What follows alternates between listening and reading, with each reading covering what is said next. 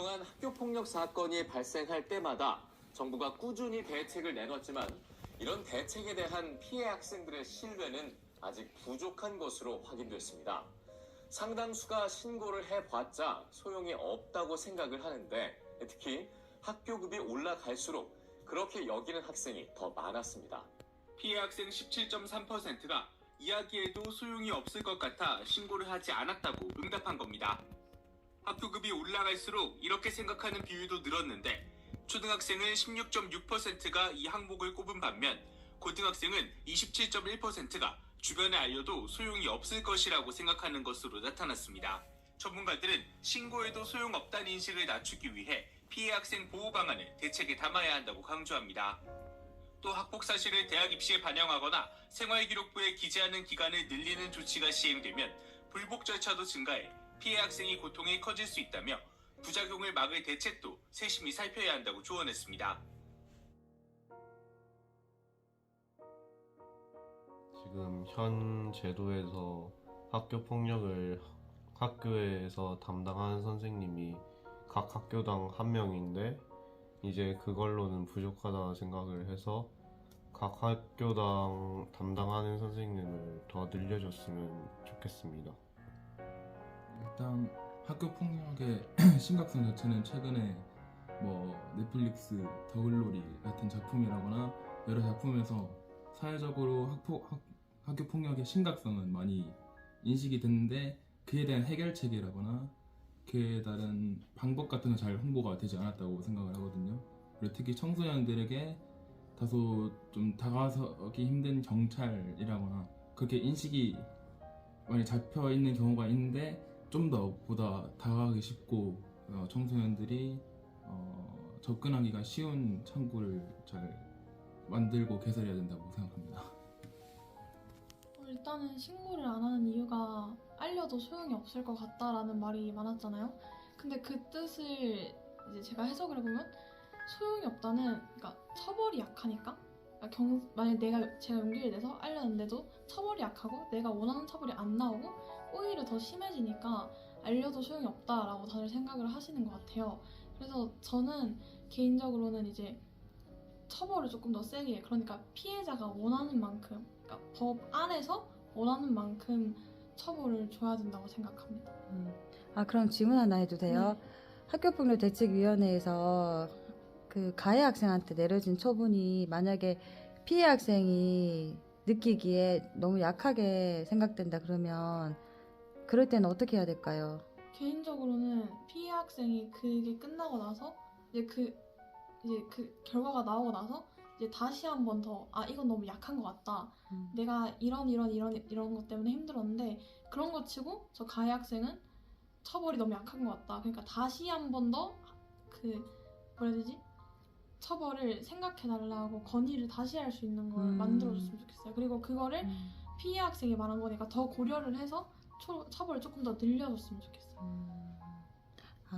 좋은 생각입니다.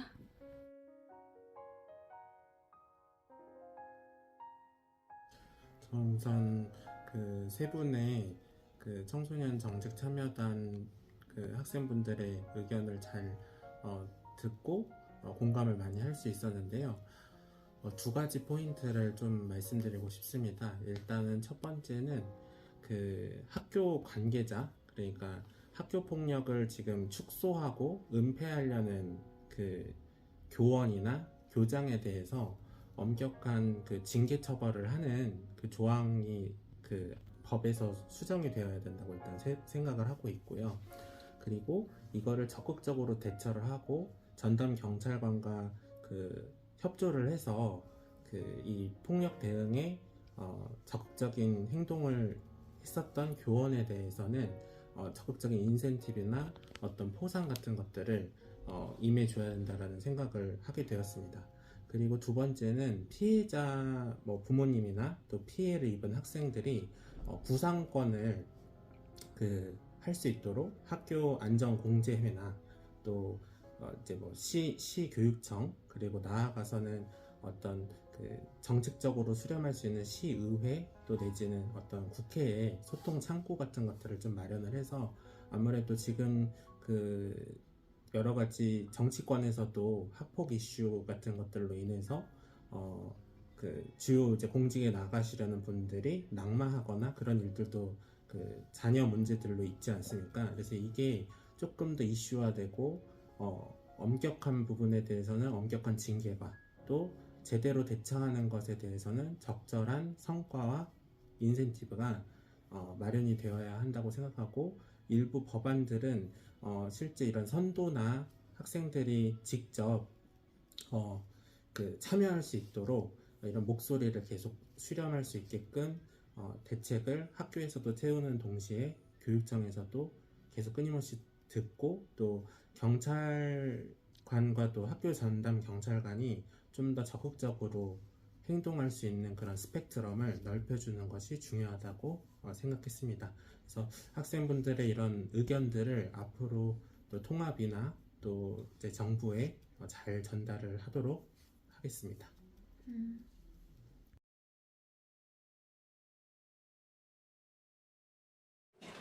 국민 여러분, 학교 폭력은 자유롭고 공정하게 교육받을 권리를 침해하는 행위입니다.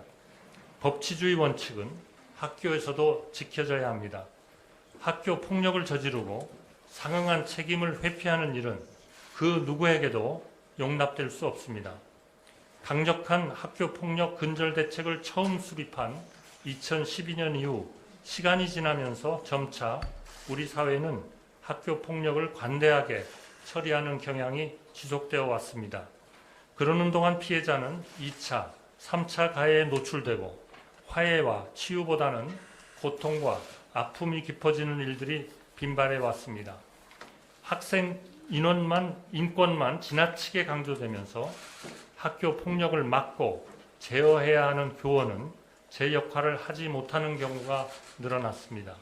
지난 수년간 정부의 무책임과 무관심으로 무너져버린 학교와 교실을 이제부터라도 바로 세우고 인식을 전환해야 합니다. 진영 논리로 특정 사건을 재단하고 정치 쟁점화하려는 시도에서 벗어나 누구든지 학교 폭력을 저지르고 회피하는 일은 반드시 없어지도록 해야 할 것입니다. 정부는 교육계와 협력하여 학교 현장의 공정과 신뢰 회복에 최선을 다하겠습니다. 앞으로도 우리 아이들의 미래를 위해 끊임없이 고민하고 협의와 소통을 통해 제도를 보완해 나가겠습니다. 국민 여러분께서도 더 이상 학교 폭력 없는 세상 만들기에 적극 동참하고 힘을 보태주시기 바랍니다. 감사합니다.